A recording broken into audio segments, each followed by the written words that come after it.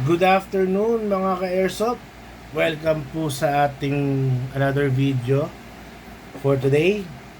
So ngayon, meron lang tayong konting i-discuss regarding sa mga konting modification ng ating mga AEG or automatic electric guns.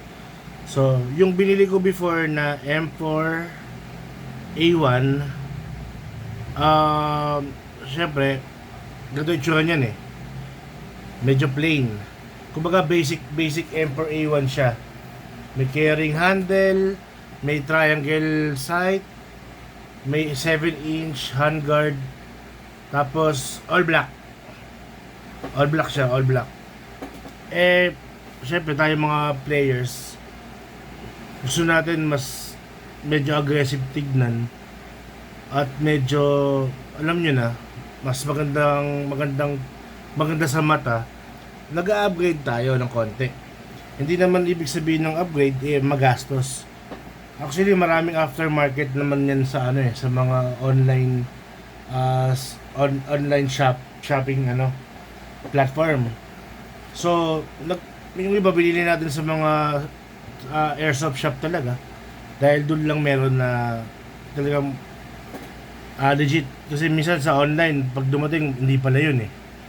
So ngayon i-flex natin yung M4A1 natin na kahit pa paano hindi naman in-upgrade yung loob pero in-upgrade yung appearance.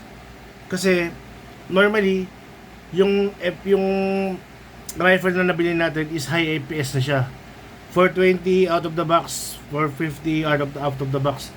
Hindi mo na kailangang i-upgrade yung loob kasi malakas na yun eh, 420. Dito sa Pilipinas kasi ang laro lang dito usually sa mga CQB 380 to 400. Yun lang yung maximum. Pagka medyo mataas na mga 500 na, hindi na maganda yun, hindi na siya friendly. Hindi na siya friendly kasi masakit talaga yun eh. Talagang makakamdaman mo yung tama ng bibis na yun. Tapos ang bibis mo mabigat. So tayo, hindi natin ginalaw yung loob. Depende na lang kung tumagal na yung unit natin, kailangan lang may palitan. Pero as of now, wala pa naman kailangan palitan. So ito yung ating itsura. Tanggal natin yung sling ha. Ito na yung itsura niya ngayon. Ito na. Yan. From basic M4A1 look to parang AR look na siya. So, yun. Yung mga pinalitan natin dito, inad natin dito, syempre, unang-una, itong 10-inch na SLR MOD handguard. Ayan. Kaya ako nagpalit, syempre, may railings to eh. Ayan, no? Yung classic kasi na handguard ng M4A1 na 7-inch, wala naman siyang railing. So, mahirap maglagay ng attachment. Kaya na, yung mga gusto mong attachment na pwede ilagay, kagaya naman ganito, hindi mo may lalagay. Then, syempre, pag MOD siya, o kaya mga M-lock, meron din siyang mga attachment sa ilalim. Pero, iba lang yung tunilyuhan niya. So, ganito, pwede mo siyang lagyan dito sa gilid, pwede sa ilalim, pwede dito sa kabilang gilid. Yan. So, yun, hindi ko na binago yung barrel, 12-inch barrel pa rin yan, hanggang dito, from here to here, 12-inch barrel yan. Hindi ko na pinalitan. Tapos, nagpalit tayo ng bat stock, from crane stock to, nakalimutan ko yung tawag dito eh. Kasi mas mahigpit to eh. Yung crane stock kasi gumagalaw. Masyadong maalok ito, medyo mahigpit siya. At saka easy to access din. Yung battery niya dito lang din, no. Tapos walang kong dulo, slide, yan. Yan ang lalagay ng battery. Same din naman sa crane stock, kaso nga lang, dalawa yung tinatanggal mo dun eh. Yung rubber, at saka yung dito yung parang pinakatakip niya. So, yun. So, ito, meron din siyang cheek adjuster. Pwede mong iangat to. Para sa, bawa, gusto mo mas maangat yung cheeks mo. Yung pisngi. Okay yan. Okay. Tapos, eto, naglagay tayo ng Naglagay tayo ng rubber grip, pakasahan grip, kasi para makapit ng konti. Yan. Tapos naglagay tayo ng magwell na Daniel Defense. Para lang, wala, style lang siya. Hindi naman siya, wala naman siyang use masyado. Tapos, naglagay tayo ng optic. Ito, optic natin. Polymer optic siya, pati yung harapan. Yan. Wala ito eh. Ilad lang natin to. So, yun. Yan. Tapos lang natin na may... wala. Okay na pala.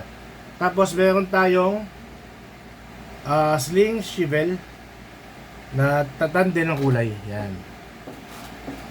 Tapos, meron tayong TIG red dot dito. Okay? TIG red dot. Ayun, TIG red dot. TIG red dot to, TIG red dot. So, meron siyang takip, syempre for lens protector. Tapos, ang battery niya is yung ZZ something. Meron akong stock dyan eh. So, bakit red dot ang pinili ko? Sabi kasi ng mga players na nakakasama ko sa laro, mas accurate kasi yung red dot eh. Mas magandang pang-aim ang red dot. So, ito siya. Tapos, bumili ako ng ng parang clip dito kasi maluwag to eh. Gumagalaw siya, hindi siya fit. Mali ako nang bili. Kaya naglagay ako ng clip para mahigpitan siya at hindi na siya gumalaw. Yan. Tapos, meron tayong biniling hand stopper ba to? Yan, ganyan. Para paghawak mo siya, naka siya dito. Hindi na ako naglagay ng hand guard ng na hand grip kasi nga parang mas ayoko na may ganun eh. So, ganun. O kaya ganyan lang. O kaya ganito lang. Yan o, pag i-aim ka, ganun lang. Yan. Tapos meron din tayong loudener. Ano ba to? Novsky brand na loudener, kulay tan din. And meron tayong flashlight, laser at saka green light. Na amping ang itsura. Yan. Tan din siya. So kaya ako nagpalit ng kulay para two-tone siya, tan and black. Pati yung magazine ko, nagpalit ako ng high capacity na polymer na tan na magazine. Para paglagay mo, ayan. Di ba? Ang ganda ng tunog, satisfying. Uy, di bala. Ang galing natin yung bala. Magkakalap tayo. Ayan.